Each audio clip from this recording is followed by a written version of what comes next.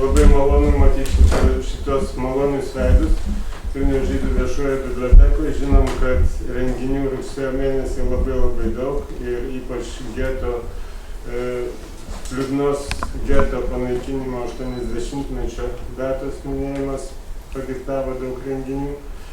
Ir mes džiaugiamės savo svečia, draugę Šošua Muriel, su kuria prieš keletą metų jau bendradarbiavom, leidom tokį žurnalą, Brasta, liko tik tai angliškai numeris. Ir čia yra jos 2 straipsniai. Galėsit pavartyti, bet neatiduodam, čia yra bibliotekos. Negalim dovanoti dėja. Tai Šošua pristatys naują savo knygą. Jinai labai gerai žino geto istoriją ir labai specialiom įdomiom temom domisi. Taip pat suteiksiu, su ją supažindino gerbiama Dalia Epstein, atsivedė ją ir jinai daugiau apie ją papasakos po mano šito trumpo pasisveikinimo. So now, short translation for those who do not understand English. We're happy to see all of you here in the Vilniaus Jewish Public Library, and we're happy to have the author, the scholar of Vilnius ghetto history, Šošua Muriel. We used to cooperate with her several years ago. Now, after several years of interruption, she's back again. We're very happy to have her with us, and she will introduce another very interesting book with a very special topic. You will learn about it. And she was brought to the library by Mrs. Dalia Epstein, who is here with us. And she will tell the introductory word, which is more kind of based and more professional will be than mine, this short welcome. So have a nice evening. Have a good time here. And don't forget the library.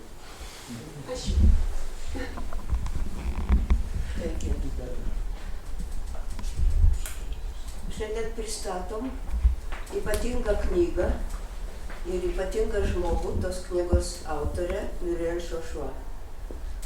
Kuo ypatinga visų pirma ši knyga? Aš neturiu iliuzijų, kad kas nors iš čia esančių žmonių ją perskaitys.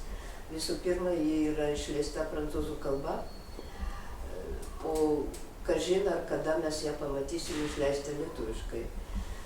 Bet šią moterį pažįsta kiekvienas Vilniaus senamiesčio akmenėlis, nes kas link Vilniaus geto praeities, ji puikiai susipažino su ta tema. Retas iš mūsiškių taip gerai pažįsta jos visus kelius per Vilniaus istoriją. Čia sudėtinga. Dar vienas toks aspektas tos knygos mane labai sujaudino. Tai yra giluma jos tyrimo. Būtent to tyrimo giluma mums yra pavyzdys, kaip rašyti biografijas.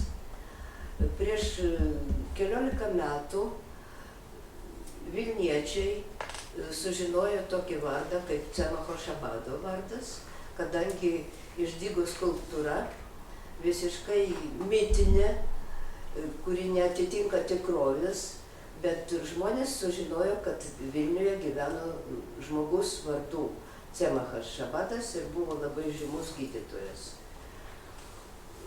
Paskui buvo Šabado jubiliejus. Atidengiam jam atminimo lentą ligoniniai, kurią jis buvo vadovavęs. Bet tada, prieš 8 metus, niekas nežinojo Rozalijos Šabat-Gavronskos vardo. Tik dalyvavusi tos lentos ceremonijos atidengimo Muriel Šošua jau buvo parašiusi apie ją. Ir būtent nuo tada prasidėjo Rozalijos Šabat-Gavronskos atėjimas į mūsų atmintį, į mūsų gyvenimą. Pasirodė Muriel straipsnių. Kažkas nupylė iš jos straipsnio ir išpublikavo spaudoj. Buvo keliuose laikraščiuose. Paskui vėl įsivyravo tyla. Lietuvoje tie vardai buvo lyg ir primiršti. Ir man buvo labai apmaudu žinoti, kad Muriel tęsė savo tyrimą. Aš pasakysiu, koks jis buvo sudėtingas, painus per visą Europą ir net toliau į Aziją. Staiga vienoj Panerių eiliniai ceremonijoje sukrėtė vienas faktas. Kasmet mes važiuojam ir ten atiduodam pagarbą žuvusiems, labai pompastiškai, eina su vainikais, valdžios atstovai, diplomatai, o aną kartą abipus kelio stovėjo vaikai. Kas buvo, tas prisimena. Tai buvo ne šiaip savo vaikučiai, man atrodo, kad tai buvo vaikų namų auklėtiniai. Jie buvo labai plonai aprengti, o oras buvo nelabai šiltas. Bet aš pastebėjau, prie kojų pas kiekvieną vaiką buvo žvakutė ir akmenėlis. Ant akmenėlių buvo užrašyti žydiški vardai. Perėjau per tuos vardus, tai buvo ne šiaip savo vardai. Icchakas, Miriam, Dveirė, Josifas. Ir staiga man krito į akį vienas pailgas akmenėlis, kur buvo užrašyta Roza Šabat Gavronska. Aš supratau, vaikai pažino tą vardą. Vadinasi, tai, ką darė Muriel Šošua, rado kelią į žmonių širdis. Vaikai sužinojo tą vardą. Kai aš pradėjau kalbėti apie Rozaliją Šabat Gavronską, visi klausė, kas tai yra. Šabado giminė, taip sakau, Šabado dukterėčia, jo brolio Izidoriaus duktė. O kuo ji taip žymi, sakau, ji įsteigė gete našlaičių namus ir kartu su našlaičiais išėjo į mirtį. Kaip Janušas Korčakas. Visi žino Janušą Korčaką. Ir aišku, šitą nišą jau užimta. Ja užėmė puikus žmogus, legendinis mokytojas ir gelbėtojas ir pedagogas Janušas Korčakas. O ką mes žinom apie Korčaką išskyrus jo tą žygdarbį? Ta žygdarbį, kurį atliko visai nežinodama apie Korčaką Roza Šabat Gavronska. Žinom tik tą faktą. Kažkiek biografijos, bet nedaug. O čia mums atsivėrė visas pasaulis. Mes matėm, kaip sunkiai skynėsi kelią moteris, kurios norėjo gauti išsilavinimą, ypač medicininį išsilavinimą. Nes tuomet, kai Roza Šabat Gavronska svajojo tapti gydytoja, moterų nepriimdavo medicinos institutai ir universitetai. Maža to, kai jau atsiradus tai galimybėj studijuoti, pirmieji atvėrė duris Šveicarijos universitetai. Buvo pasipriešinta šeimoje, nes tokio šviesaus žmogaus kaip Cemachas Šabadas brolis, kuris irgi buvo išsilavinęs žmogus, bet nenorėjo įsivaizduoti, kad jo duktė taptų gydytoja. Nemoteriška profesija. O šiandien ką mes turim? Mes turim, kad dauguma gydytojų yra pas mus moteris. Šitaip pasikeitė pasaulis. Bet kai Muriel pradėjo studijuoti jos biografiją, kaip ta moteris keliavo iš universiteto į universitetą ir kokiu dar buvo žydžių gydytojų Lietuvoje, o jų buvo pasirodo ne taip jau mažai. Ir mes sužinojom visą tą atmosferą, kaip moteris, ieškodamos išsilavinimo medicinoje, turėjo kiek kliūčių įveikti, kad paskui galėtų dirbti savo tokį pamėgtą darbą. Tai vienas iš aspektų. Mes sužinom visą medicinos situaciją Lietuvoje, kas buvo prieš 100 metų.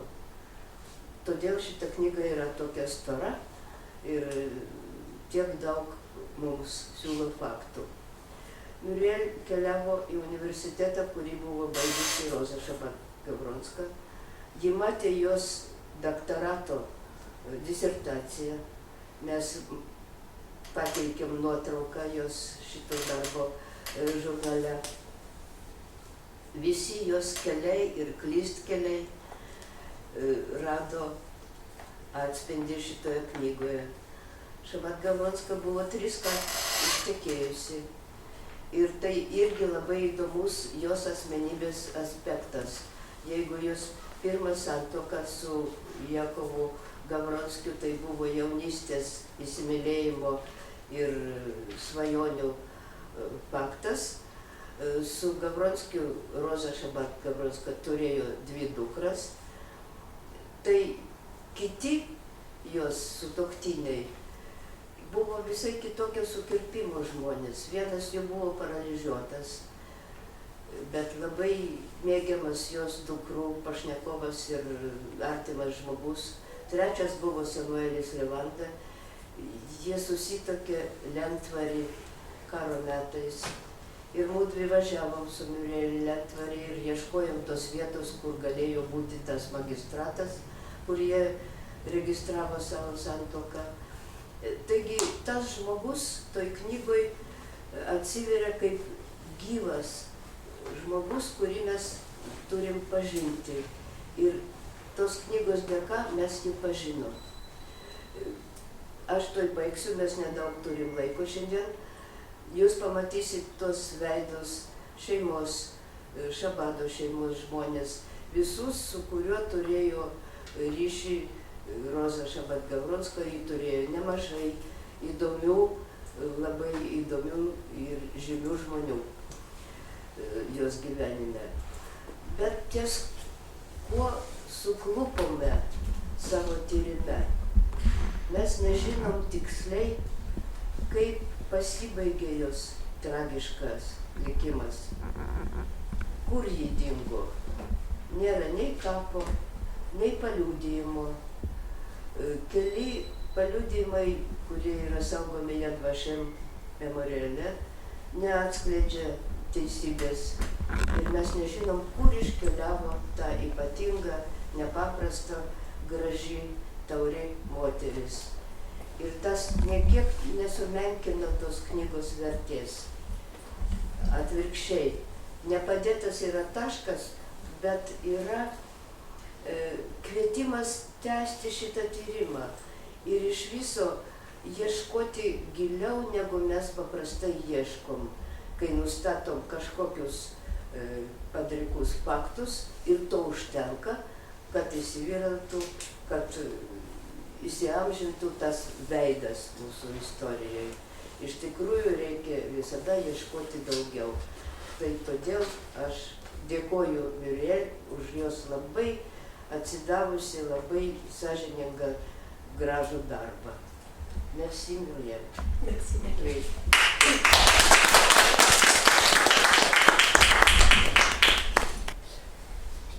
Merci. Merci de votre accueil. Merci à Dalia Epstein pour ses questionnements permanents. Plus haut. Plus haut. Merci à Dalia Epstein pour ses questionnements permanents. Merci à Irina Guzenberg pour sa quête permanente des fragments de la mémoire. Labai dėkoju už priėmimą, dėkoju Daliai Epstein už tai, kad nuolat kelia klausimus, dėkoju Irinai Guzenberg už suteiktą pagalbą. Even, une pierre de vie en la mémoire du docteur Šabat-Gavronska et des orphelins du ghetto de Vilna. Voici le titre du livre. Taigi knygos pavadinimas yra Even, gyvybės akmuo Rozai Šabat-Gavronskai ir Vilniaus geto našlaičiams atminti. Even, le nom hébreu pour Pierre. Even, c'est aussi en hébreu Av, le père, Ben, le fils. Even, c'est le monde de la transmission de parents à enfants.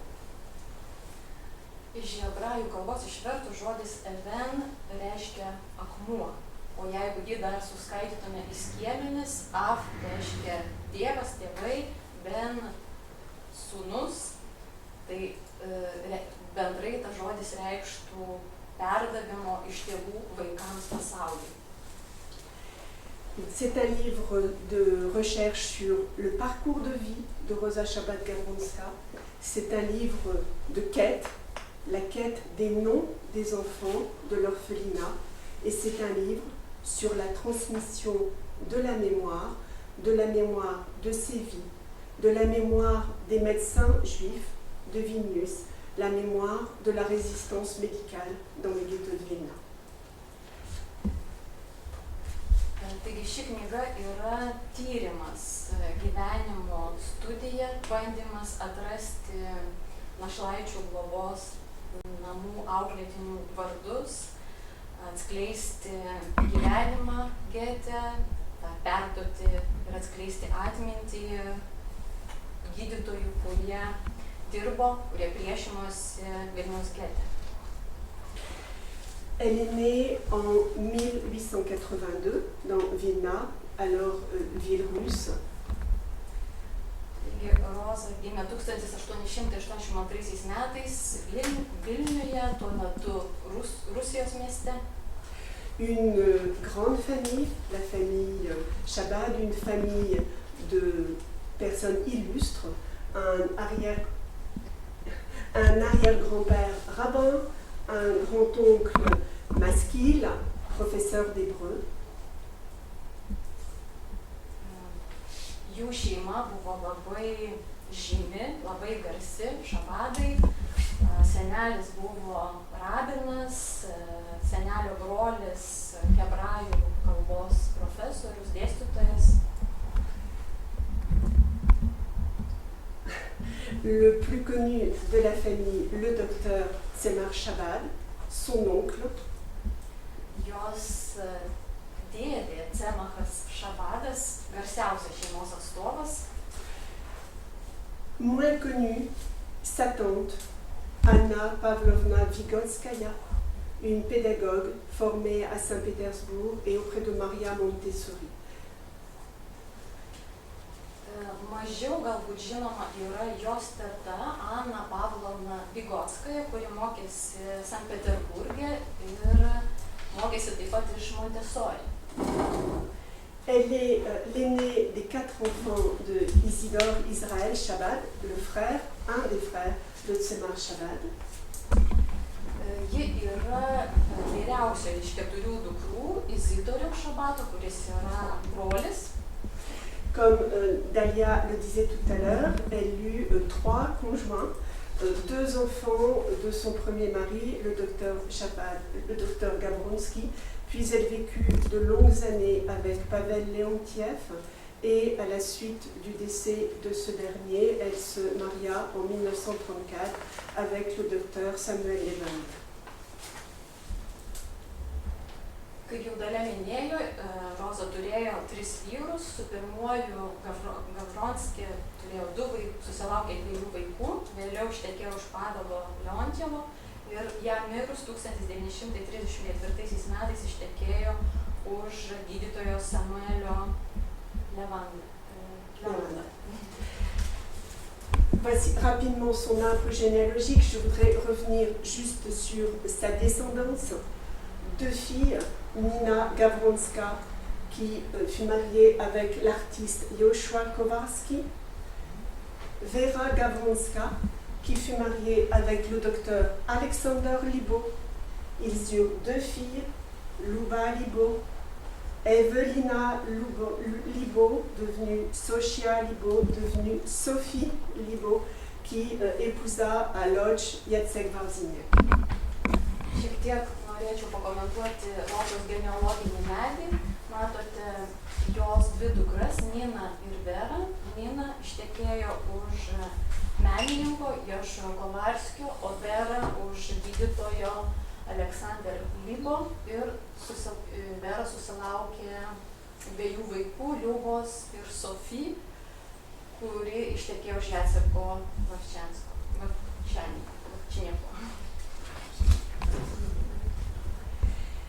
Elle étudie la médecine à Fribourg, en Brisgau, en Allemagne. Elle soutient sa thèse le 20 décembre 1907. Roza mokėsi medicinos Vokietijoje, Fribūro universitete ir apsigynė savo mokslinį darbą 1907 m.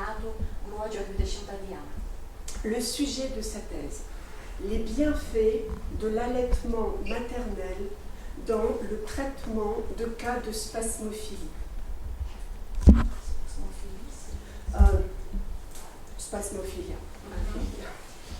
Jos darbo pavadinimas buvo maitinimo mamos pienu privalumai gydant spasmofiliją. Dès ses années d'études, dès sa thèse, elle oriente toute sa carrière dans l'accompagnement des jeunes mamans, des nouveau-nés et des jeunes enfants.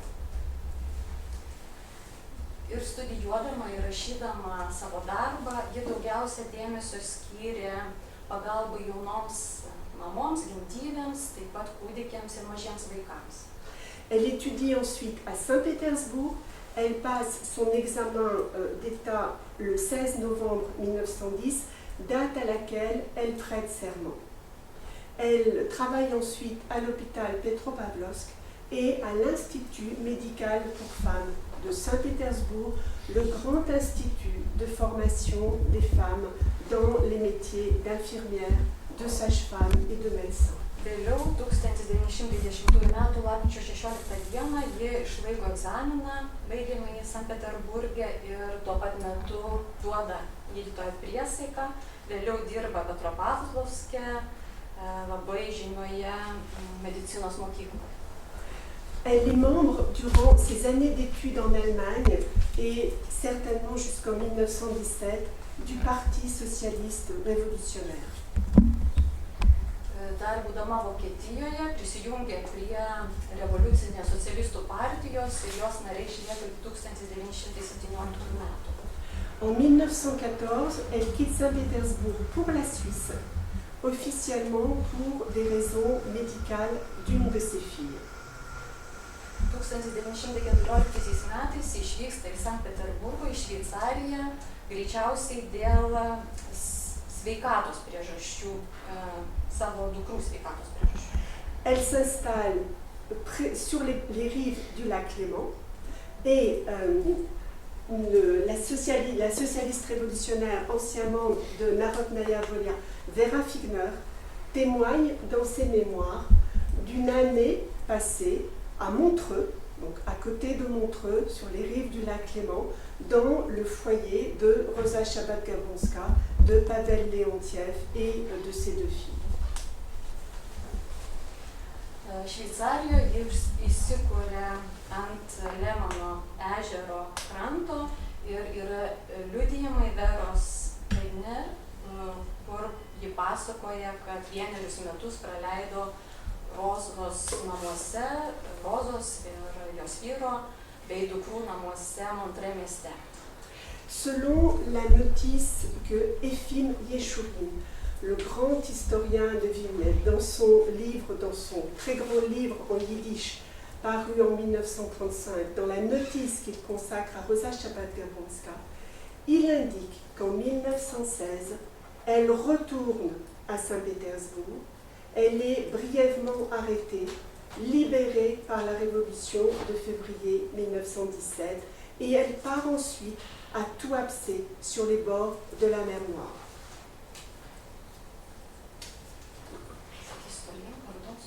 Efim Yeshurun. Istorikas Ješurinas, Efimas Ješurinas savo knygoje trumpai rašo apie Rozą ir ten mini, kad 1916 metais ji grįžta trumpam į Sankt Peterburgą, ten yra sulaikoma, vėliau 1917 metais išlaisvinama ir išvyksta prie Juodosios jūros į Tuapse miestą. À Tuapse, elle travaille dans un hôpital au service des maladies contagieuses, puis elle a en charge le service de la mère et de l'enfant. Tuapsėje ji dirba ligoninėje, pirmiausia yra atsakinga dirba užkrečiamųjų ligų skyriuje, vėliau persikėlė į vaikų ligų skyrių. En 1921, elle revient à Wilno, devenue ville polonaise. Elle travaille auprès du docteur Ernst Kowarski. Ernst Kowarski qui avait fondé à Zwierzyniec un hôpital et elle crée auprès du docteur Kowarski la première école pour futures mamans. 1921 metais Roza grįžta į Vilnių, tuomet tai yra Lenkijos miestas ir pradeda dirbti ligoninėje, kurią įkūręs gydytojas Kovarskis. Ir dirbdama kartu su juo ji įsteigė pirmąją mokyklą būsimosioms mamoms. Elle rejoint l'OSE TOS, la Société pour la protection de la santé de la population juive. Ji įstoja ir prisijungia prie žydų visuomenės sveikatos asociacijos OZE arba lenkiškai TOS. Le TOS avait été créé à Saint-Pétersbourg en 1912 et en 1918, une antenne est créée à Vilna par le docteur Abraham Makover et le docteur Tzemar Shabbat. Tai pati organizacija TOS buvo įsteigta Sankt Peterburge 1912 metais, o 18 Vilniuje įsteigiamas tarsi jos filialas. Ir tą filialą įsteigė gydytojas Makover ir Tzemachas Šabatas. Au milieu des années 30, elle dirige le centre de consultation sur la tuberculose du TOS, à la fois centre de diagnostic, centre de traitement, centre d'orientation des adultes et des enfants vers les sanatoriums ou les centres de vacances. Ketvirto dešimtmečio viduryje TOS ji dirba konsultacijų tuberkuliozės klausimais skyriuje. Tai ten žmonės, tiek vaikai, tiek suaugę, yra konsultuojami įvairiausiais klausimais, tiek apie diagnostiką, apie gydymą ir taip pat žmonės yra nukreipiami gydytis arba į sanatorijas, arba į vasaros stovyklas. Elle écrit dans le magazine du TOS, Volksgesund. Voici un extrait d'un article qu'elle écrit dans le premier numéro de l'année 1923 sur comment s'occuper d'un enfant, comment le porter, comment l'allaiter, comment le langer, comment l'aérer. Et cet article est issu des travaux de deux grands pédiatres allemands, les docteurs Langstein et Roth. Ji taip pat rašo straipsnius į TOS žurnalą. 1923 metais paskelbė savo pirmąjį straipsnį, kuriame kalba apie tai, kaip rūpintis vaikais, naujagimiais, mažais vaikais, kaip juos laikyti, nešioti, maitinti, paguldyti, kaip vėdinti patalpas ir panašiai. Ir tas jo straipsnis yra paremtas dviejų gydytojų, Vokietijos gydytojų išvadomis. Elle est médecin scolaire. Médecine scolaire est une institution également créée par le docteur Kowarski. Elle est médecin scolaire au gymnasium Sofia Gorevitch et dans la petite école créée par sa tante Anna Vigotskaya. Gydytojas Kovarskis taip pat įsteigė tokį dalyką kaip mokyklų medicina, mokyklų sveikatos priežiūra. Tai Roza taip pat įsijungė į šitą veiklą keliose gimnazijose, Sofijos Gurevičiūtės gimnazijoje ir jos tetos Anos Vigoskajos įsteigtoje mokykloje. Elle devient présidente du TOS début 1939. Le TOS, c'est clinique, centre de vaccination, cabinet dentaire, une école d'infirmières, deux revues, Volksgesund et Zeitgesund, des sanatoriums, des centres de vacances, une goutte de lait. La goutte de lait créée par une autre grande femme médecin de Vilna, le docteur Pessia Brodsky. Et le TOS, c'est aussi un orphelinat créé par Pessia Brodsky et Tzemach Shabbat en 1920. 1939 metų pradžioje ji tampa TOS prezidentė, o TOS tai yra organizacija apimanti labai įvairias sritis. Tai yra ir klinika, ir vakcinavimo centras, ir mokykla seselėms. Tai organizacija, kuri leidžia taip pat 2 leidinius apie sveikatą, tai ir sanatorijos, ir vasaros stovyklos. Taip pat organizacija Pieno lašas, kurią įsteigė Pessia Bratsko, ir Našlaičių prieglauda, prie kurios steigimo taip pat prisideda ir Tzemachas Šabatas. Elle est présidente de l'OSE, donc elle est en charge de l'orphelinat.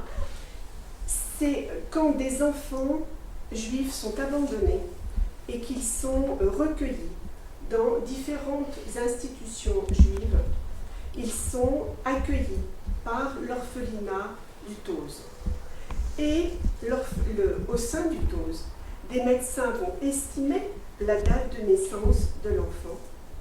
Et Rosa Shabbat-Gabronska, en tant que présidente, va suivre l'ensemble de la procédure de nomination de l'enfant. Ce sont des enfants abandonnés.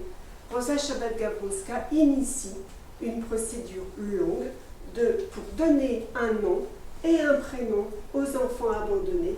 Et vous voyez ici le courrier qu'en tant que présidente du TOS, elle signe pour donner un nom à un enfant qui s'appellera Yankel Reshkovich.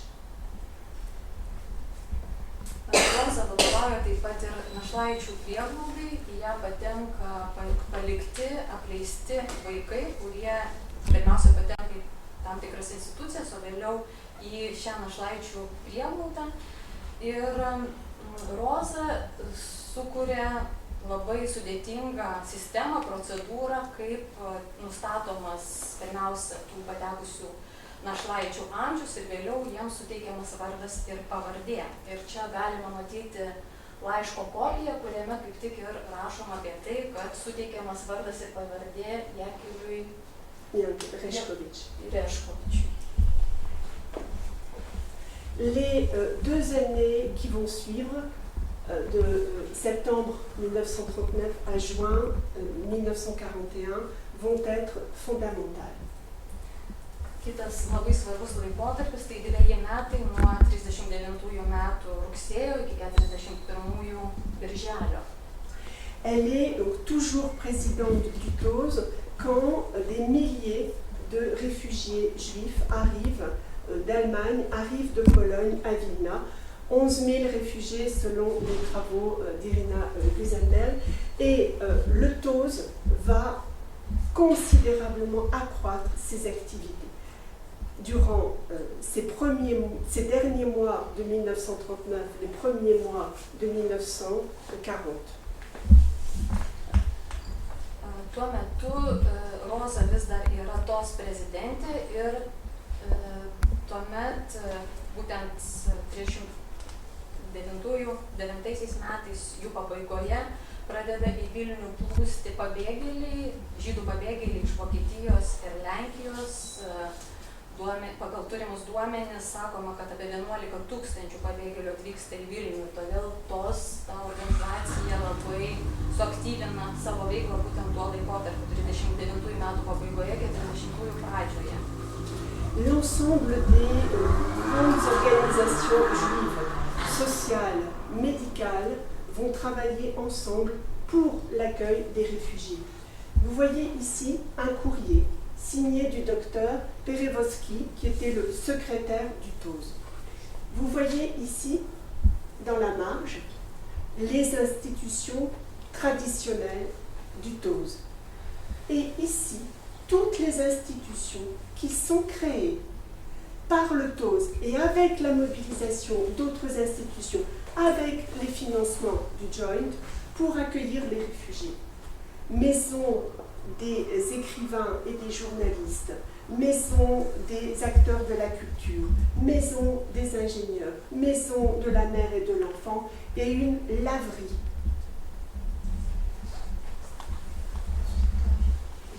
Pabėgėliais paprastai rūpinosi įvairios socialinės ir gydymo įstaigos, rūpinosi jų priėmimu. Ir štai šio laiško kopijoje, kurį pasirašo to sekretorius Perevodskis, galima matyti visas išvardintas organizacijas šito laiško paraštėje. Tai yra tos visos tradicinės institucijos, bet ir kitos organizacijos, kurias įkūrė tos, pasitelkusi joint finansavimą, tai galima rasti ir tokias organizacijas kaip rašytojų namai, žurnalistų namai, menininkų, inžinierių namai ar netgi skalbykla. Herman Kruk, dans son journal, parle de la laverie du Tose, indiquant que c'est le lieu où se retrouvent des intellectuels, des médecins venus de toute l'Europe. Laverie, c'est... Laverie, c'est pour laver le linge. Ir Hermanas Krukas yra sakęs, kad ta skalbykla buvo vieta, kur susitikdavo ir intelektualai, ir paprasti žmonės. Après la soviétisation de la Lituanie, les institutions juives disparaissent. Toutes les activités sont municipalisées ou nationalisées, et donc c'est le cas du TOS comme d'autres institutions. Atėjus sovietams į Lietuvą, žydų organizacijos yra panaikinamos, nes ta veikla yra perduodama į savivaldybių rankas arba jau tvarkomasi nacionaliniu lygiu, taigi tas likimas ištinka taip pat ir tos organizacija. En mars 1941, comme pour toute personne souhaitant travailler dans une institution publique, elle remplit un document administratif de plusieurs pages et elle mentionne que depuis novembre 1940, elle est responsable du service de néonatologie de l'hôpital numéro 12.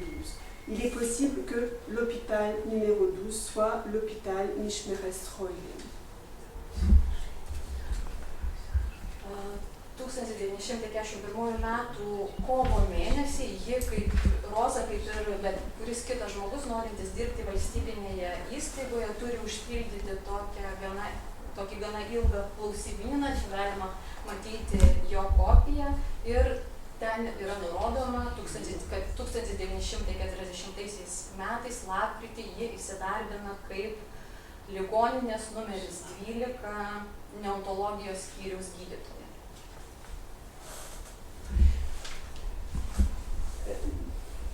24 juin 1941, arrivée des Allemands à Villeneuve, le premier conseil juif, le premier Judenrat, est créé le 4 juillet. Conseil juif de 10 personnes, dont Rosa Shabbat-Gabronska. Un second conseil juif sera créé quelques semaines plus tard de 24 personnes. Il y a dans les 24 personnes 5 médecins, dont 2 femmes, dont Shabbat-Gabronska, et je reviendrai ultérieurement sur l'autre. Les autres sont des avocats, des industriels, des enseignants et des rabbins. Voici la liste des 24 membres du Conseil juif de fin juillet 1941. Uh, 1941 m. birželio 24 dieną į Vilnių atėjus vokiečiams, ateina vokiečiai ir šiek tiek vėliau, Liepos 4 dieną, yra įsteigiama pirmoji žydų taryba, Judenratas, ir pirmasis posėdis, pirmoji taryba susirenka, į ją susirenka 10 žmonių, į sudėtį įeina taip pat ir Roza, ir šiek tiek vėliau, Liepos gale 41 metų, sušaukiama antroji žydų taryba, kurią sudaro 24 žmonės, iš jų yra 5 gydytojai ir 2 moterys. Bet apie tai dar pakalbėsiu šiek tiek plačiau, bet tarp tų žmonių yra ir advokatų, ir pramonininkų, ir dėstytojų, ir rabinų. Je ne reviendrai pas sur l'ensemble des missions du Conseil juif durant l'été 1941. Je voudrais juste revenir sur un point. Le Conseil juif a interpellé les autorités allemandes sur l'enlèvement en pleine rue par les milices lituaniennes d'hommes juifs qui partaient travailler dans des commandos demandés par des Allemands. Des hommes disparaissent. Nous sommes en juillet et en août 1941.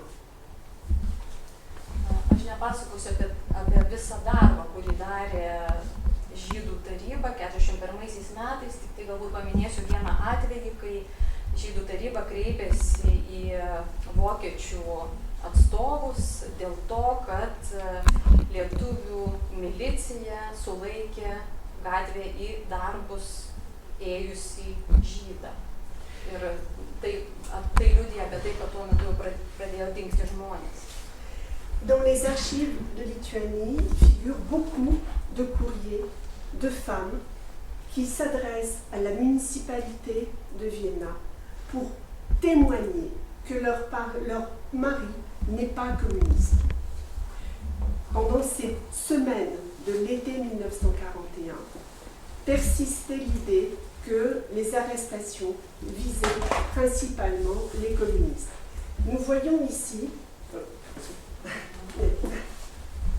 Lietuvos archyvuose galima rasti ne vieną laišką, moters rašytą laišką, kuriuo kreipiamasi į savivaldybę ir teigiama, kad tos moters vyras nėra komunistas, nes 41 metais buvo galvojama, kad dažniausiai sulaikomi areštuojami žmonės dėl to, kad yra komunistai. Dans ce courrier de Ethel Chochon, donc elle témoigne que son mari n'est pas communiste. Elle donne le nom de 3 voisins polonais qui vont attester que Israël Chochon, le mari d'Ethel Chochon, n'est pas communiste. Je fais une petite parenthèse. C'est le seul document qui témoigne de l'existence d'Israël Chochon. Štai čia matote laiško kopiją, kuriame moteris Estel pareiškia, kad jos vyras Izraelis nėra komunistas ir taip pat įvardyja 3 kaimynus Lenkus, kurie irgi gali apie tai paliudyti. Tai galima sakyti, kad šiame laiške vienintelėje vietoje randame žinių apie šio žmogaus vardu Izraelis egzistavimą. Parmi ces hommes qui disparaissent, 2 proches de Rosa Shabbat-Gabronska, le docteur Samuel Levande est arrêté le 31 juillet 1941. Il est arrêté pour possession d'objets non autorisés. C'est ce que l'on retrouve dans le document de son arrestation. Et il est remis à la police allemande le 16 septembre 1941 et il fut ensuite assassiné. Tarp sulaikytojų žmonių buvo 2 Rozai artimi žmonės, tai pirmiausia gydytojas Levanda, kuris buvo sulaikytas 41 metų Liepos 31 dieną dėl to, kad laikė draudžiamus daiktus, tai bent jau buvo nurodyta jo sulaikymo dokumente, kurį surašė vokiečių policija. Le 29 août, le docteur Libaud est arrêté, considéré comme étant un des responsables des partisans. Il va rester 2 mois à la prison de Lokichki.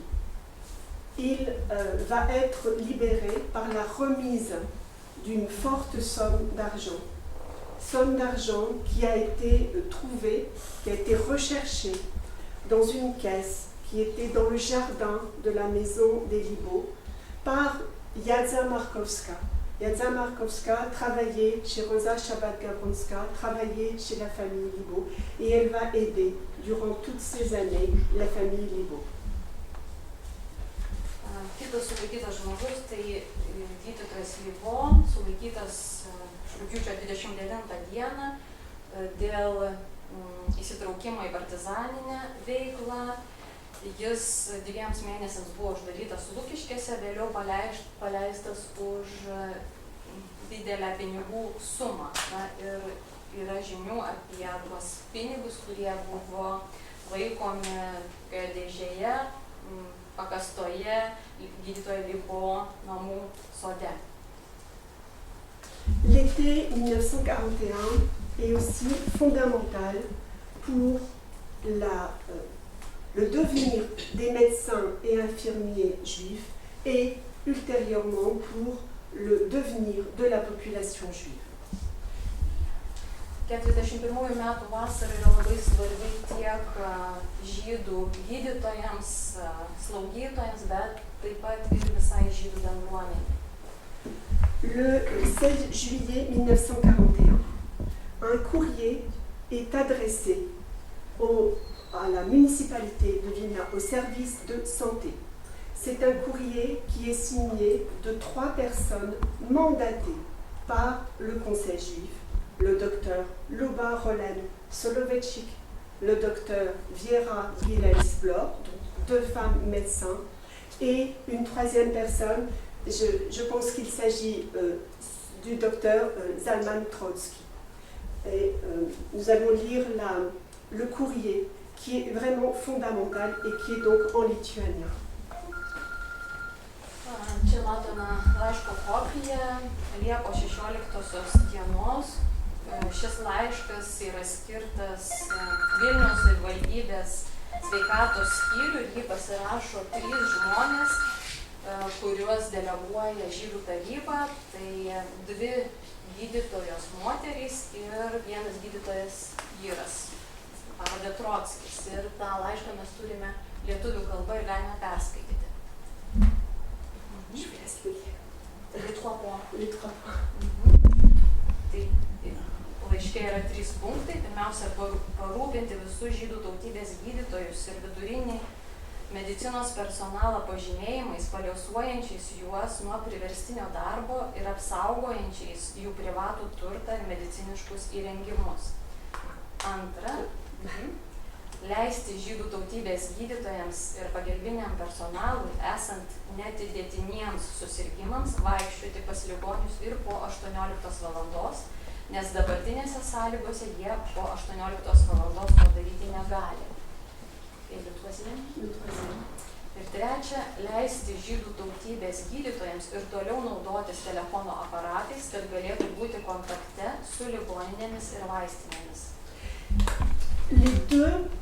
La 3e requête est barrée. Les 2 premières requêtes sont acceptées.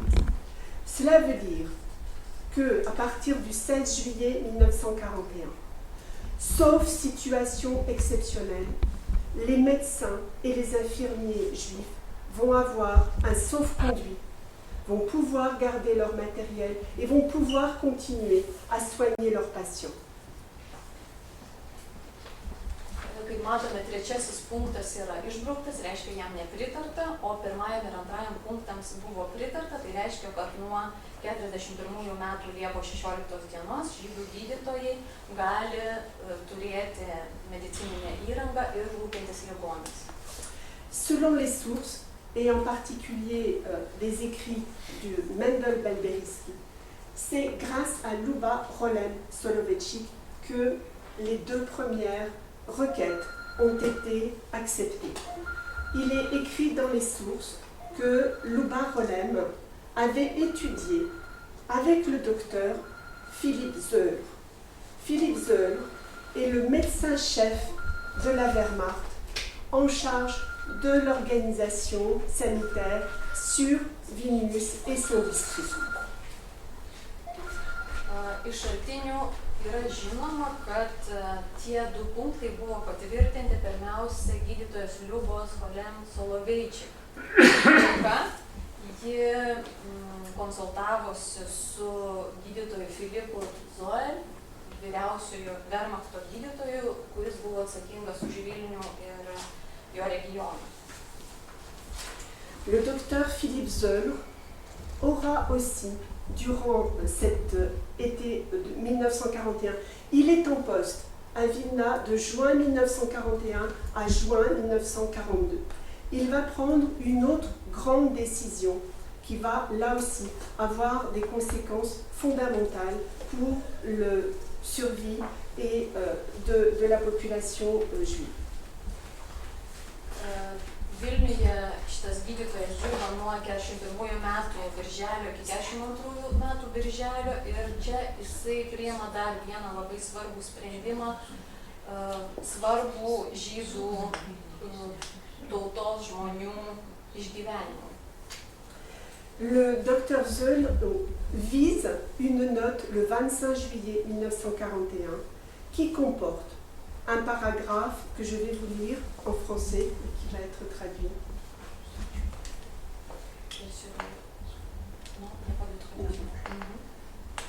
Tai jisai vizuoja labai svarbų dokumentą Liepos mėnesį 41 metų, aš jį paskaitysiu prancūziškai. Je lis la note du docteur Zeul. Dans le ghetto sera mis en place un hôpital juif avec un service de maladies infectieuses dans lequel l'ensemble des juifs nécessitant une hospitalisation seront amenés, fonctionnant exclusivement avec des médecins juifs et des personnels de soins infirmiers juifs. Tame dokumente jis rašo apie žydų ligoninės įsteigimą gete, kartu ir infekcinių ligų skyriaus atidarymą ir nurodo, kad toje ligoninėje visi gydytojai ir slaugytojai bus tik žydų tautybės. Donc, dans l'enceinte du ghetto, il y aura un hôpital juif et cette décision, elle date du fin juillet 1941. Taigi, labai svarbus sprendimas priimtas 41 metų Liepos pabaigoje, kad gete bus žydų ligoninė. Le conseil juif de 24 personnes dont faisait partie Shabbat Gabronska est supprimé au 1er septembre 1941. 16 des 24 membres du conseil juif sont assassinés.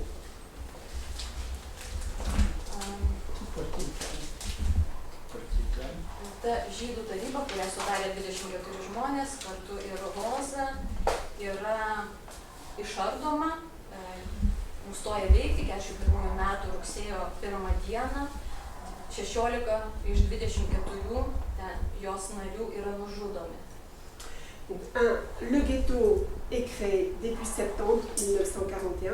Le 6 septembre 1941, c'est aujourd'hui la commémoration de l'entrée des Juifs dans le ghetto. Un nouveau conseil juif est mis en place. 41 metų rugsėjo 6 dieną, šią dieną įkuriamas Vilniaus getas ir tą dieną susirenka naujoji žydų taryba. Un conseil médical est mis en place, dont fait partie le docteur Shabbat Gabronska. Elle propose la création d'un service de pédiatrie et des institutions pour les jeunes enfants dont elle assurera la direction. Taigi įsteigiama gete gydytojų taryba ir Roza nusprendžia, kad bus įsteigtos tokios atskiros įstaigos, vaikų konsultacijų centras, pagalbos motinai ir kūdikiui tarnyba, valgykla geto vaikams, taip pat organizacija Pieno lašas, dienos centras ir vaikų globos namai. Togheim pour les enfants de 0 à 7 ans. Dienos centras Togheim skirtas priimti vaikus nuo pat gimimo iki 7 metų amžiaus. Des enfants orphelins qui étaient accueillis dans un orphelinat, l'orphelinat numéro 1, sont remis le 15 septembre 1941 au Conseil juif. Voilà la liste des premiers enfants orphelins qui étaient accueillis dans un orphelinat et qui sont remis le 15 septembre au Conseil juif. Našlaičiai iš pirmųjų vaikų globos namų 41 metų rugsėjo 15 dieną yra perduodami į žydų tarybos žinią. Štai yra sąrašas visų tų vaikų, kurie buvo perduoti.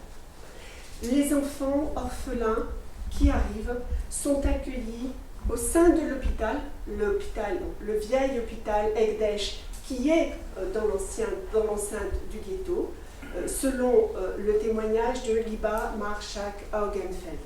Ce ne sont pas des conditions bien pour les enfants orphelins et très vite, un autre lieu d'accueil de l'orphelinat va être trouvé. Tai vaikai pirmiausia yra priimami Ekdeš ligoninėje, pačiame gete, bet akivaizdu, kad sąlygos nėra tinkamos vaikams, todėl skubiai ieškoma kitos vietos našlaičių prieglaudai. L'orphelinat va s'installer dans une ancienne maison de prière, la maison de prière Eliashberg, au 1 de la rue Ekdesh, juste à côté de l'hôpital. Rue Ekdesh, rue Spitalna, rue Vigonines. Ir surandamos patalpos, tai buvę maldos namai, ligoninės arba Ekdeš gatvėje numeris 1. L'orphelinat est inauguré le 1er mars 1942, même si les enfants y étaient quelques jours avant. Le docteur Lazar Epstein, dans son journal, publié uniquement en hébreu, le docteur Lazar Epstein témoigne de cette inauguration de l'orphelinat. Je vais vous le lire en français et puis... Au 1 de la rue Spitalna, un nouveau lieu est inauguré dans le close. Yehudit Levin et Schuleifer avaient bien arrangé la maison. La cérémonie fut très bien. Tous les enfants sont restés sans parents. Ceux-ci avaient été pris avant la création ou après la création du ghetto. Ils se sentent dans l'orphelinat comme à la maison. C'est propre, c'est lumineux. Il ne fait ni trop froid ni trop chaud. Quelques enfants sont très talentueux. Un enfant de 2 ans chanta une mélodie, sans fausse note. Seul son visage semblait ensommeillé. L'enfant semblait fatigué, malade, son cœur semblait affaibli.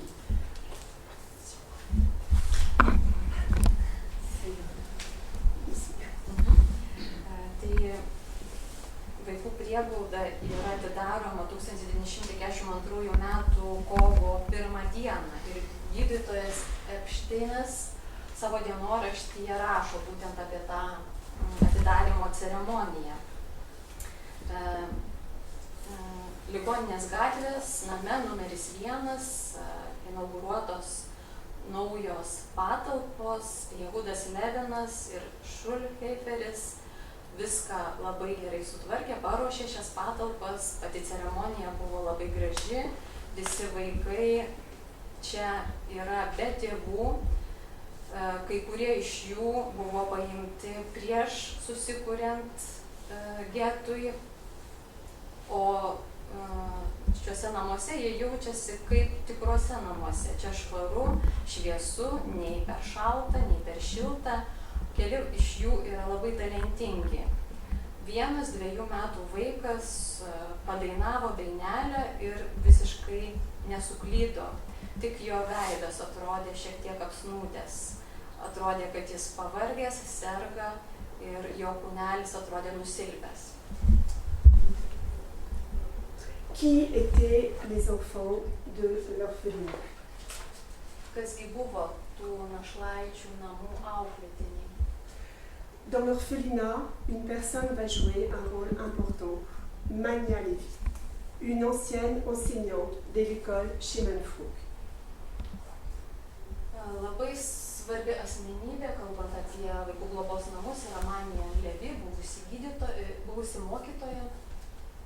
Tous les mois, elle établit un document avec le nombre d'enfants accueillis à l'orphelinat.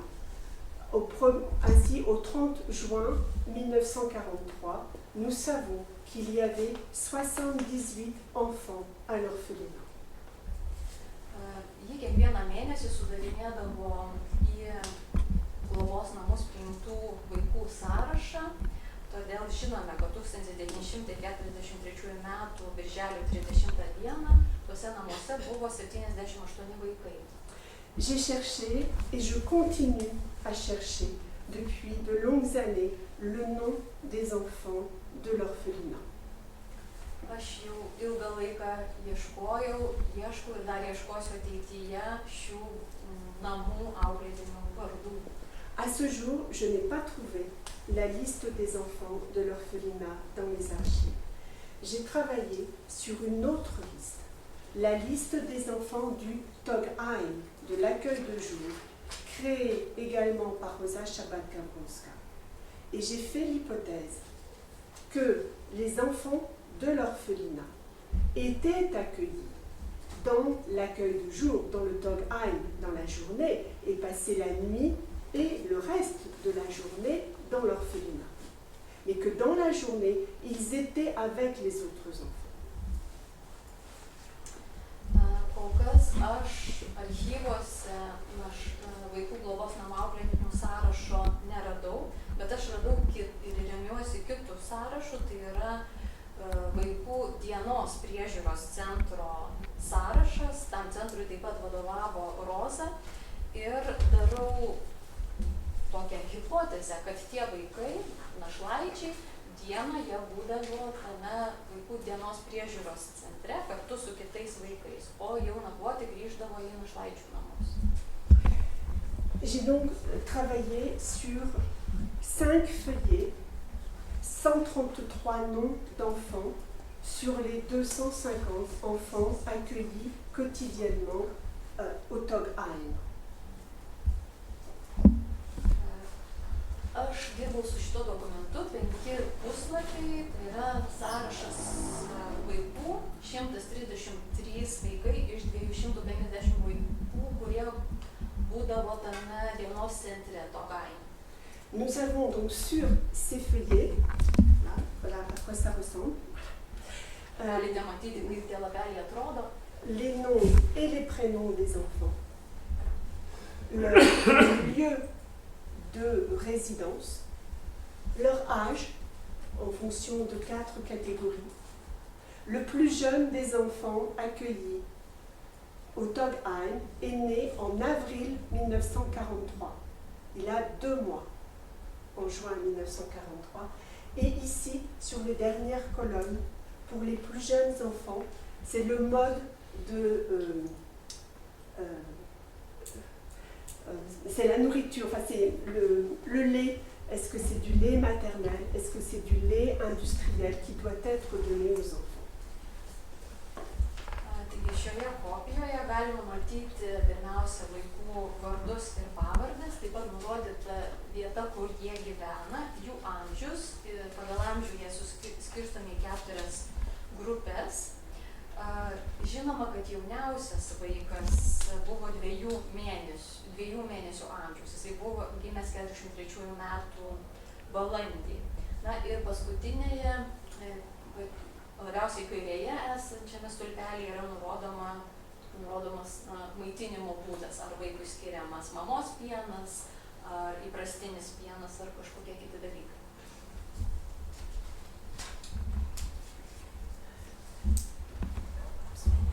J'ai recherché des informations sur chacun des 133 enfants du Togheim. Aš ieškojau informacijos apie visus 133 Togheim buvusius vaikus. À partir de 2 sources, la base de données de Yad Vashem, Rėmiausi 2 šaltiniais. Pirmasis tai Yad Vashem et la liste des prisonniers du ghetto à partir du recensement de mai 1942. ir kitas šaltinis tai geto kalinių surašymo dokumentas, kurio data yra 42 metų gegužė. sur les 133 enfants, il y en a dont les noms figurent à Yad Vashem et dans la liste des prisonniers du ghetto.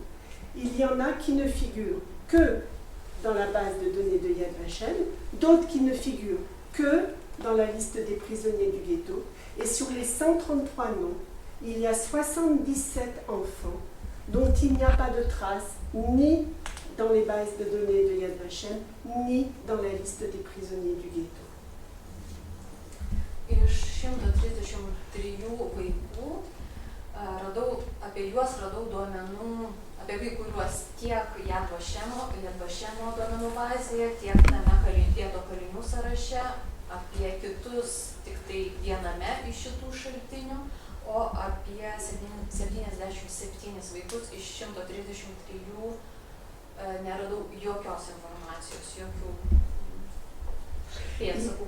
Il y a plusieurs explications qui peuvent être recherchées sur le fait que nous ne retrouvions pas d'informations sur ces enfants. Il peut s'agir de familles qui ont été complètement exterminées et donc personne ne peut témoigner du devenir de ces enfants. Yra keletas priežasčių, kurios paaiškina, kodėl nerandame jokių duomenų apie tuos vaikus. Tai pirmoji būtų, kad buvo išžudyta visa šeima ir neliko jokių artimųjų giminaičių, kurie galėtų paliudyti apie vaikų buvimą. Il peut s'agir aussi d'enfants qui étaient nés après le recensement de 1942 et qui auraient été cachés à l'extérieur du ghetto pendant quelque temps. Kita priežastis galėtų būti, kad tie vaikai gimė jau po surašymo, kuris buvo atliekamas 42 metais, arba jie buvo slepiami už geto ribų. Je voudrais insister sur un point, et c'est en ce sens que ce travail doit se poursuivre. Čia norėčiau pabrėžti labai svarbų dalyką. Manau, kad šitą darbą būtina tęsti. Sur la nécessité de continuer à chercher la liste et de croiser les sources d'information. Labai svarbu ieškoti informacijos ir sukryžminti informaciją iš skirtingų šaltinių. Par exemple, dans la liste du Togheim, la liste des enfants, il y a les noms de David et Feige Cooper. David et Feige Cooper sont dans la liste, dans les pages de témoignage de Yad Vashem, sont repris avec leur maman, Nehama Cooper. C'est une fiche qui a été renseignée par le cousin de Nehama Cooper.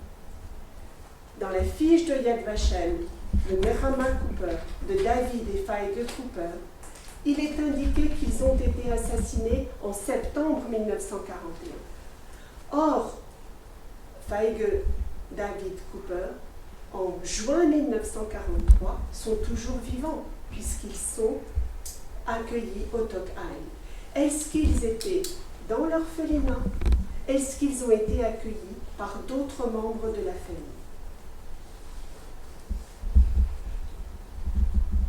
Labai svarbu greitinti tą informaciją ir galiu pateikti pavyzdį vieno dokumento, kuriame minimas Togheim sąraše buvęs vaikas David Cooper Feige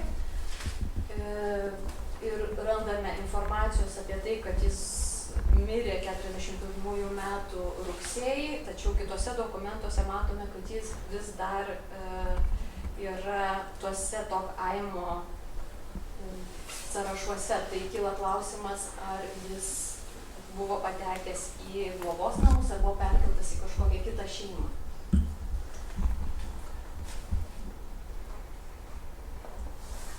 Le 23 et 24 septembre 1943, liquidation du ghetto. Il y a deux témoignages. L'un de Masha Rolnik dans son journal, l'autre de Assia Turgel, dont j'ai écrit le livre, dont j'ai repris l'histoire, qui témoigne que dans le couvent donc dans la cour du monastère de la rue Rossa, les enfants orphelins étaient seuls.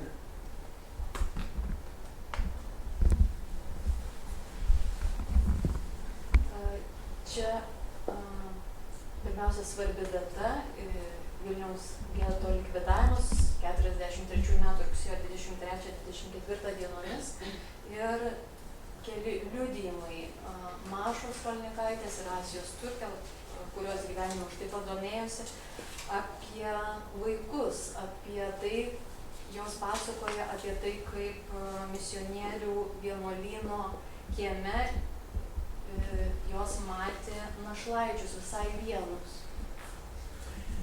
De même, Kazimierz Sakowicz, dans son journal, en date du 24 septembre 1943, témoigne de l'arrivée de beaucoup d'enfants seuls à Ponar. Lygiai taip pat Kazimieras Sakovičius savo dienoraštyje rugsėjo 24 dieną rašo apie daugybę vaikų, kurie visai vieni buvo, be tėvų buvo atvežti į panerius.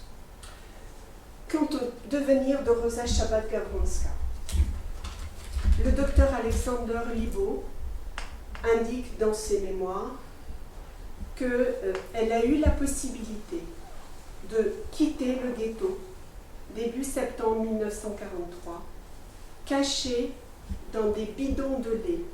Les bidons de lait Pieno-Sandras qui amenaient le lait tous les jours pour la goutte de lait, pour les écoles, pour l'orphelinat. Et elle refusa, elle préféra, elle indiqua, et ce sont les derniers mots qui ont été transmis à sa petite fille, « J'ai mes enfants, je resterai avec eux ». Kasgi nutiko Rozai, koks yra jos likimas, nėra žinoma iš tikrųjų, tik tai iš gydytojo Libo memuarų žinome, kad ji turėjo galimybę išsigelbėti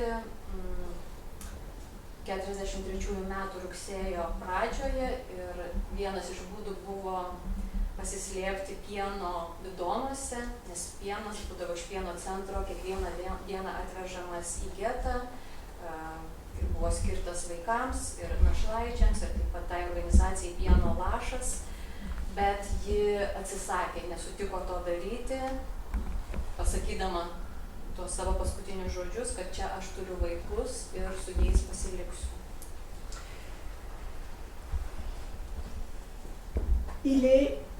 Où Rosa Shabbat-Gavronska a-t-elle été assassinée? Est-ce qu'elle a été assassinée à Ponar ou est-ce qu'elle a été assassinée avant?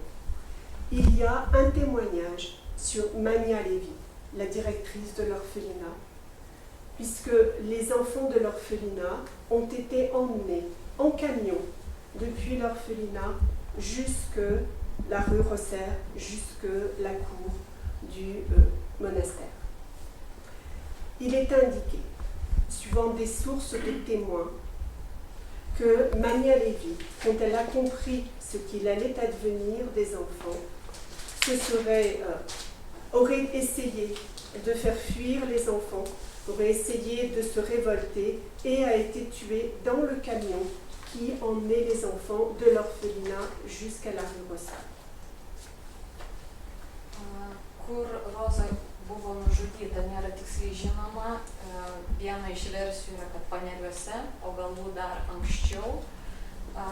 Yra liudijimų apie Manią Levy, kuri taip pat rūpinosi našlaičiais, kurie buvo gabenami sunkvežimiais iki vienuolyno kiemą ir ji taip pat buvo nužudyta būtent sunkvežimyje vežusime vaikus, kai pabandė kažkaip juos išgelbėti, padėti jiems pabėgti.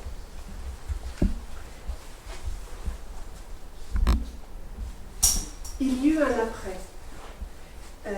Je ne voulais pas que l'histoire s'achève avec la liquidation du ghetto.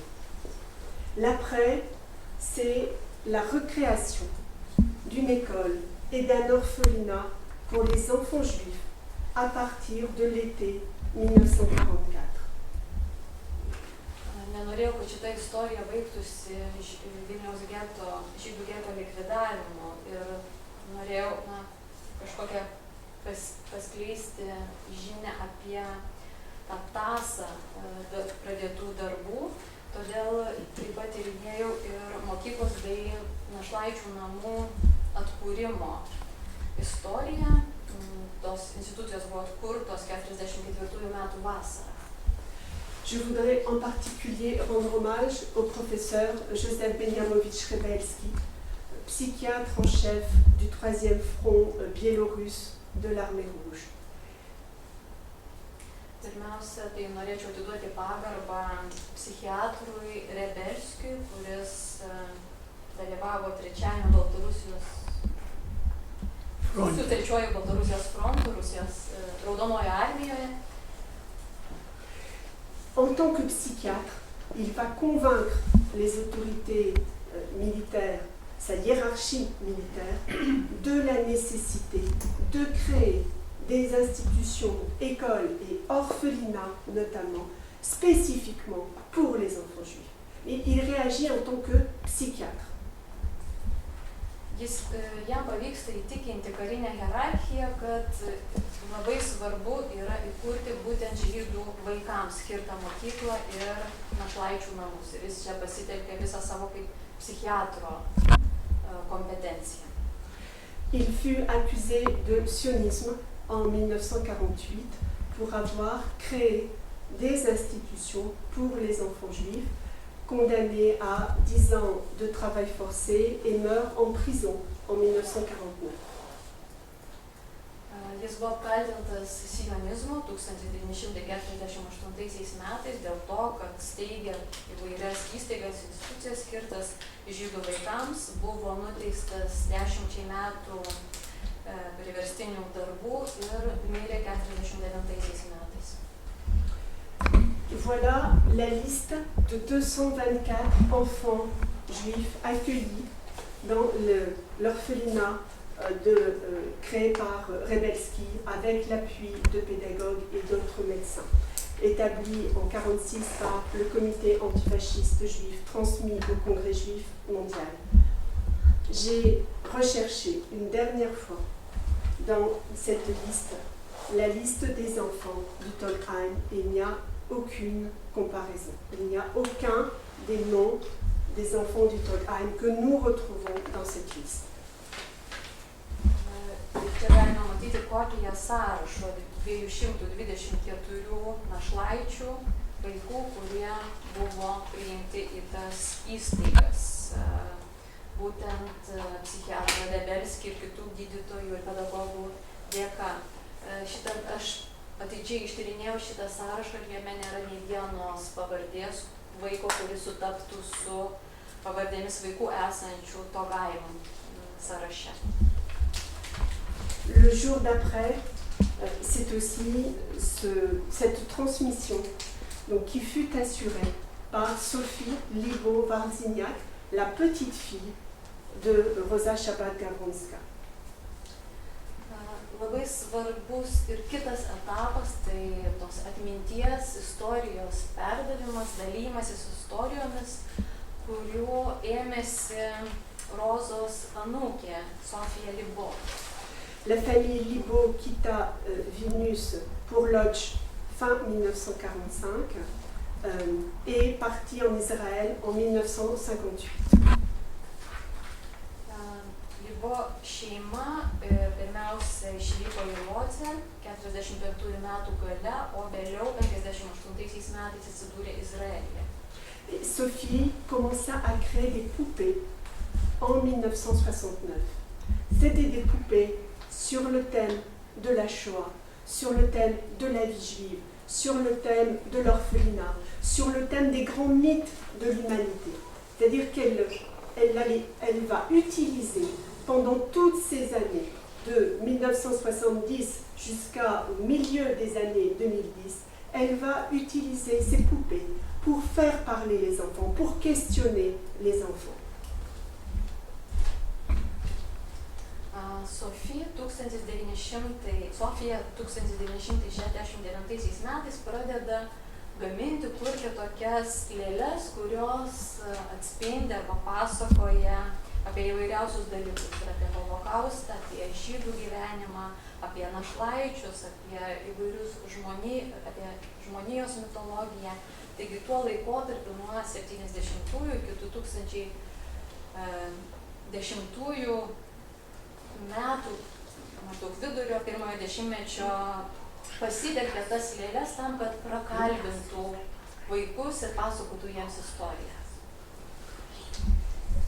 Vous voyez par exemple ici la vitrine qui a été réalisée sur le thème de l'orphelinat du ghetto et qui a été donnée à Yad Vashem en 1982.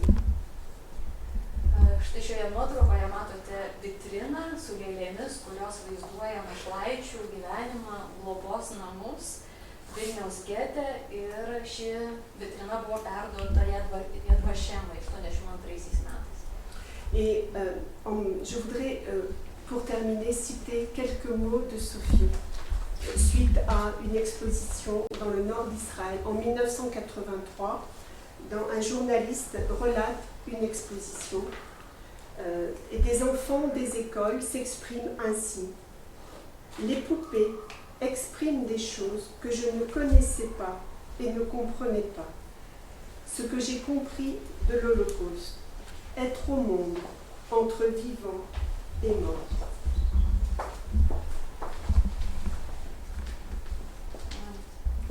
Trumpai papasakosiu įspūdžius po parodos, Sofijos surengtos parodos Šiaurės Izraelyje. Ir vienas vaikas žurnalistui po parodos sako, kad šitos lėlės man papasakojo apie tai, ko aš nežinau ir ko nesupratau. Tai šoa, holokaustas, tai yra būti pasaulyje tarp gyvųjų ir mirusiųjų. Merci.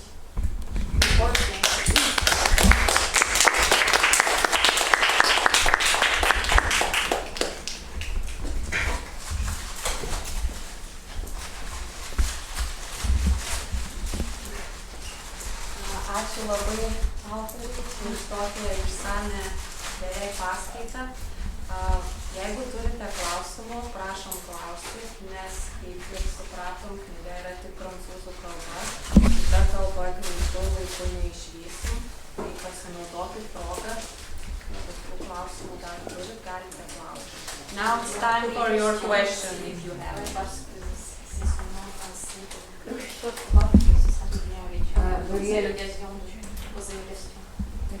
I want to ask, in 42 it was forbidden to give a birth to the children in the ghetto.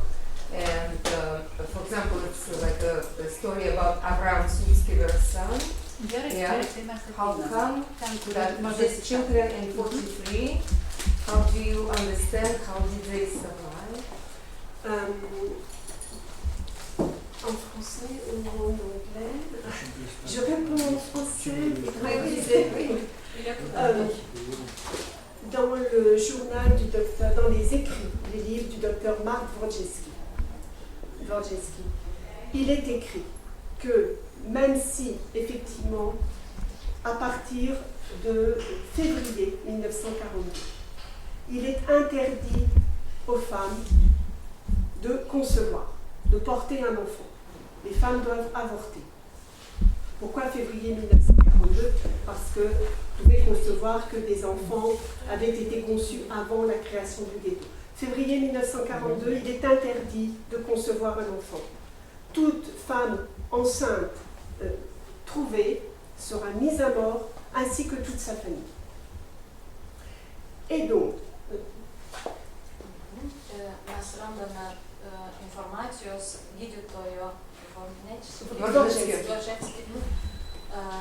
dokumentuose, kad tikrai nuo 1940 metų vasario gete moterims buvo draudžiama pastoti, išnešioti kūdikį, taip nutikus reikėjo atlikti abortą. Ir jeigu būdavo randama nėščia, besilaukianti moteris, buvo sakoma, kad ji bus nužudyta, kartu bus nužudyta ir visa jo šeima.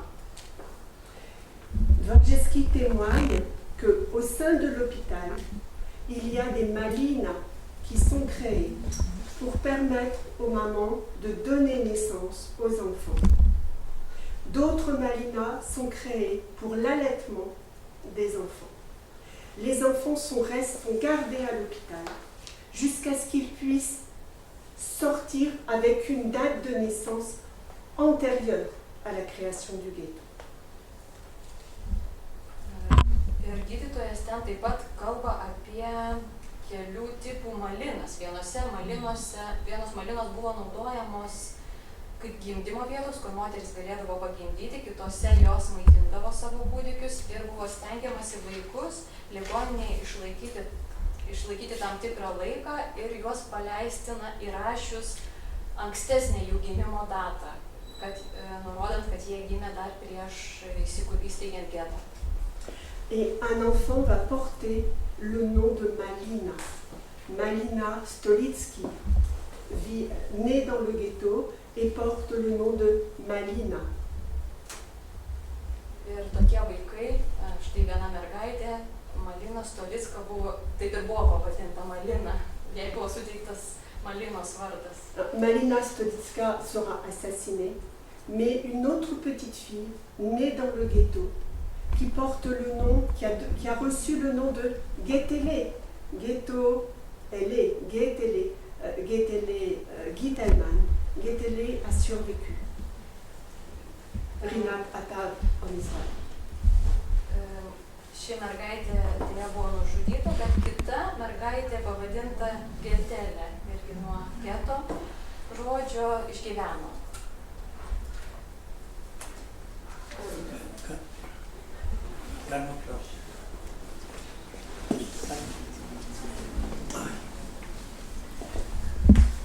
Dėkui, aišku, galima neskaityti dabar viską žinią apie knygą, bet va čia gale sąrašas buvo vaikų.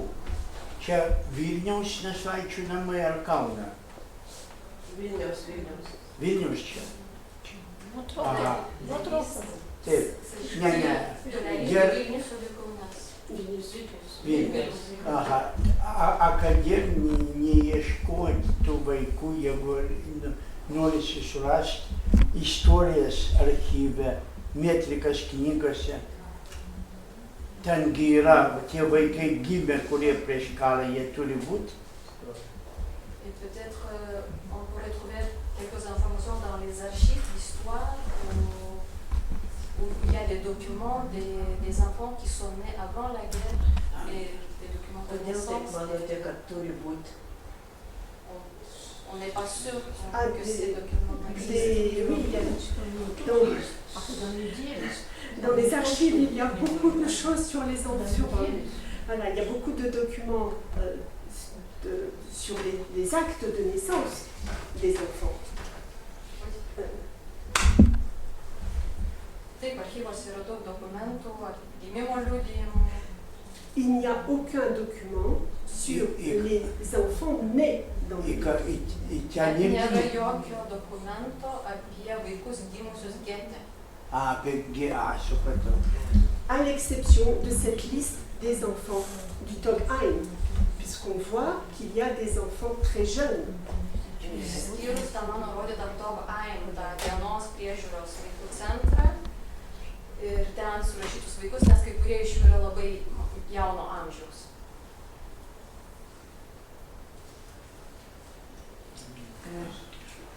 I don't know whether you know, dear Miriam, but David Katz talked about you that you got infected with Vilna syndrome.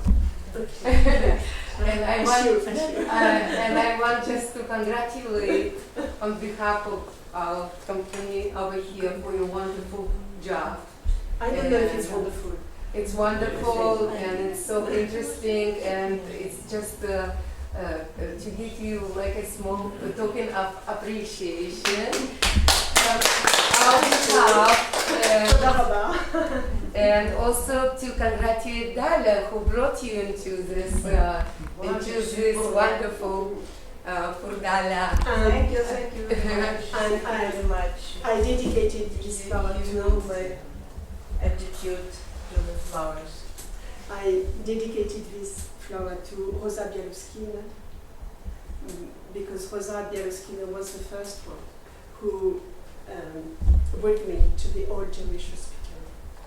So, of course, our blessed memory, and thank you. And now for my dear Elena.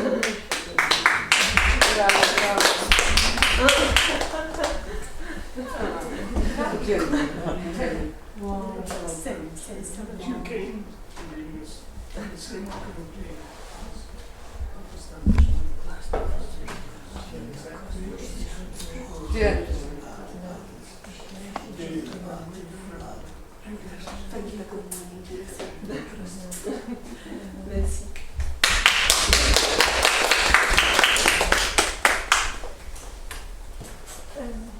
Can I ask some more questions? En français. Bonjour. Moi j'avais une question sur l'avant-guerre, quand vous avez dit qu'il y avait pour les abandonnés, qu'on essayait de leur donner des noms et des prénoms. C'était donc des recherches pour trouver des personnes qui avaient connu, ou est-ce que c'est parce qu'il faut réfléchir à quel nom et prénom inventer, etc.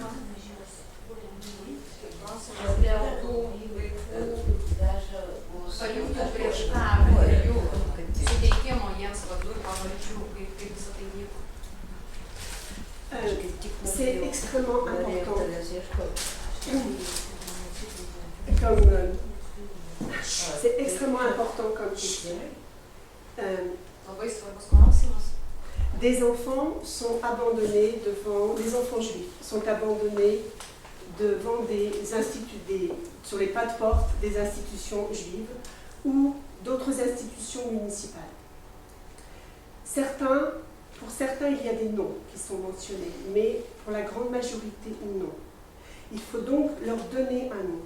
Et donc, il y a cette procédure qui est initiée par le TOS, qui a accueilli les enfants. L'hypothèse que nous avons faite avec Dalia, quand nous avons vu la liste dans le journal officiel de la République polonaise, c'est une démarche très lourde et administrativement très construite.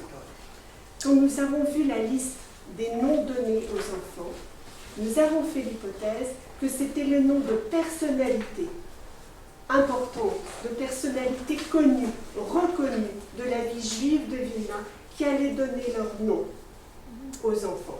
Par exemple, 2 enfants vont s'appeler Mowshowicz. Mowshowicz, Jakob Mowshowicz, le grand botaniste, le grand pédagogue, aurait donné son nom à 2 enfants. Tai labai svarbus klausimas, nes tie vaikai būdavo tiesiog atnešami ir paliekami prie įvairių ten viešųjų įstaigų durų, ant durų slenkščio, žydų įvairių institucijų ir įstaigų. Na ir vieni iš jų, kaip ir turėdavo vardus, buvo žinomi jų vardai ir pavardės, bet dauguma jų neturėjo, reikėdavo jam duoti vardą ir pavardę. Ir tos sukūrė tokią labai sudėtingą, išsamią procedūrą ir mes su Dalia tyrinėjome ir padarėme hipotezę, nes sąrašai buvo paskelbti oficialiame Lenkijos leidinyje, buvo paskelbti visi suteiktų vardų, vaikams suteiktų vardų sąrašai. Ir padarėme hipotezę, kad tie vardai ir pavardės buvo suteikti tam tikrų svarbių, garsių žydų bendruomenės narių atstovų, nes pavyzdžiui radome 2 vaikus, kurie turėjo Movševičiaus pavardę, pavadinti šitą pavardę, tai buvo labai garsus žmogus, botanikas, pedagogas ir galima daryti tokią hipotezę, kad jisai sutiko suteikti savo pavardę tiems 2 vaikams.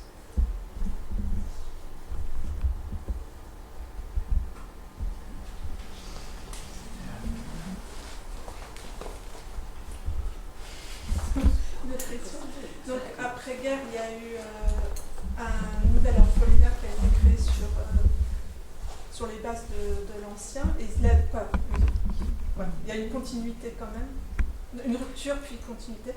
Et il a duré jusqu'à quand? Et est-ce que des enfants sont restés en Lituanie ou est-ce qu'il y a eu un mouvement d'émigration organisé et par qui?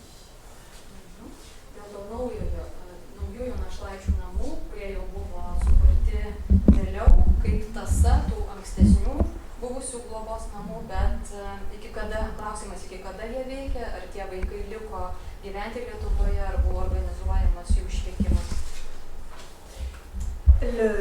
Les institutions créées par le professeur Rebelski, mais comme d'autres institutions juives, ont fonctionné de 1945 jusqu'à 1948-49. Certains diront 50 pour l'orphelinat.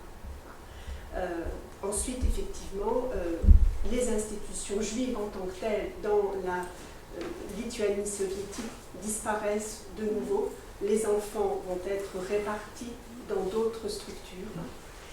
Certains, effectivement, vont partir en Pologne quand ils en ont la possibilité. D'autres vont rester.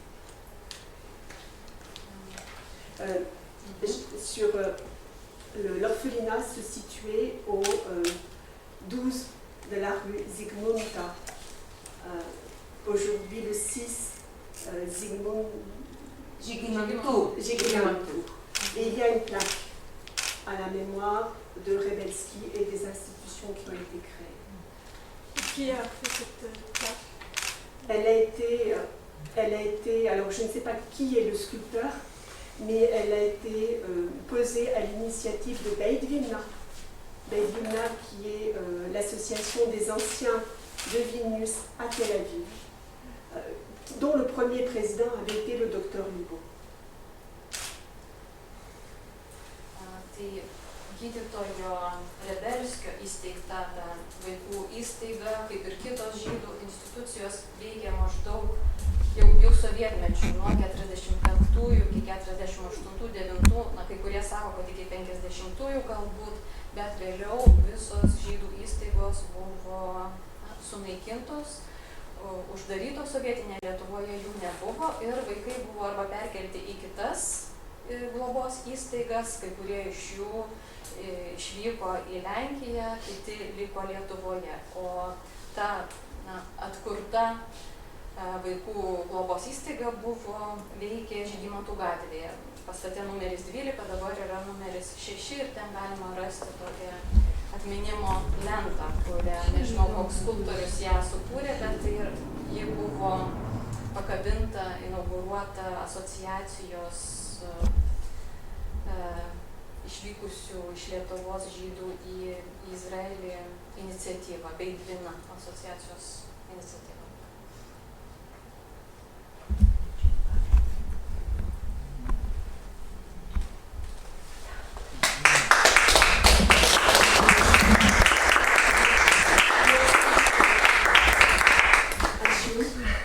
Thank you for being there. Thank you for all.